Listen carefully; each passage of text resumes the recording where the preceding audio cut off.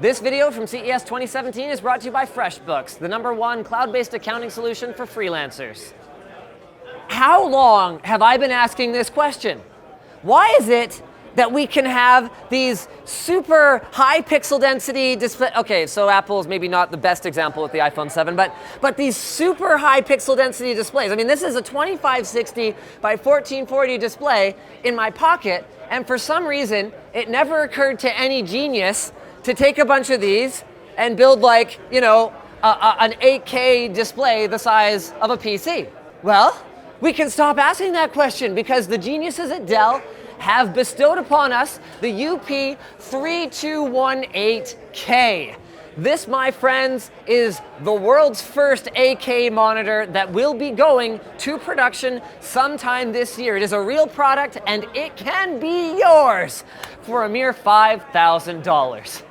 But if the price tag was going to be a concern for you, quite frankly, there were going to be other bigger issues anyway. So #1 is the actual reason why nobody's ever done this, and that's that we didn't have a display interface technology that would be capable of driving 33 million pixels anyway. What were you going to do, hook up 8 HDMI 1.4s? I mean, that's just stupid. Even now, you're going to need one of NVIDIA's latest Quadro GPUs, a P3000, 4000, or P6000, in order to drive it, because it requires 2 DisplayPort 1.3 inputs in order to achieve this level of visual bliss. And when I say visual bliss, there's a demo one here that I want to find here. I mean, everything looks beautiful. We can talk about color and all that later, but look at this.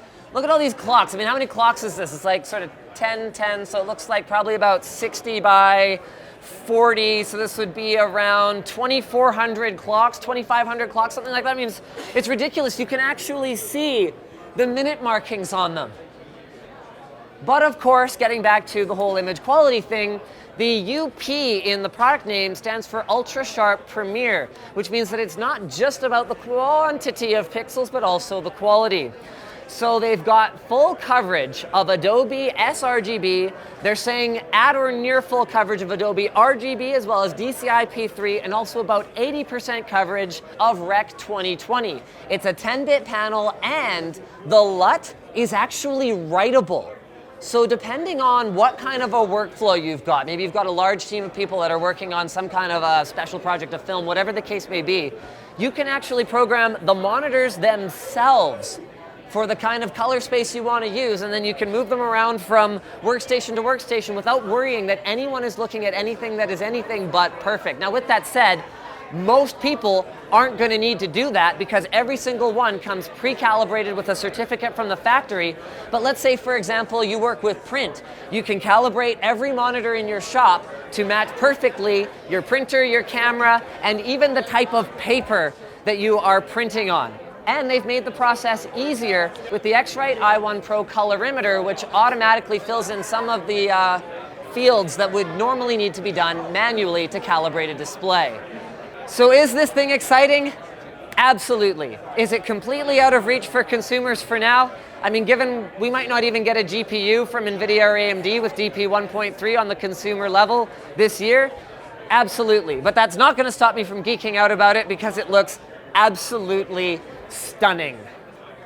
So thanks to you guys for watching. Subscribe so you don't miss any of our content, and a huge shout out to FreshBooks for allowing us to be here at CES 2017. If you're not familiar with FreshBooks, it is the cloud-based accounting solution for freelancers, small business owners, anyone who doesn't want to like hire a full-time accountant or can't hire a full-time accountant and maybe isn't a numbers person, but is running a freaking awesome business where they're making money and they need to be able to send out professional invoices quickly. They need to be able to track their expenses, track their hours, and do it without wasting a whole bunch of time at the end of the day when you're already tired from teaching dance lessons or small-time computer repair or whatever the case may be. So check them out at the link in the video description.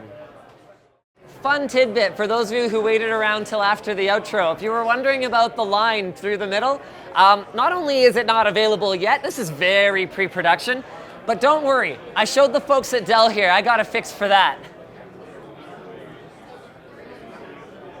There, magic fingers, baby.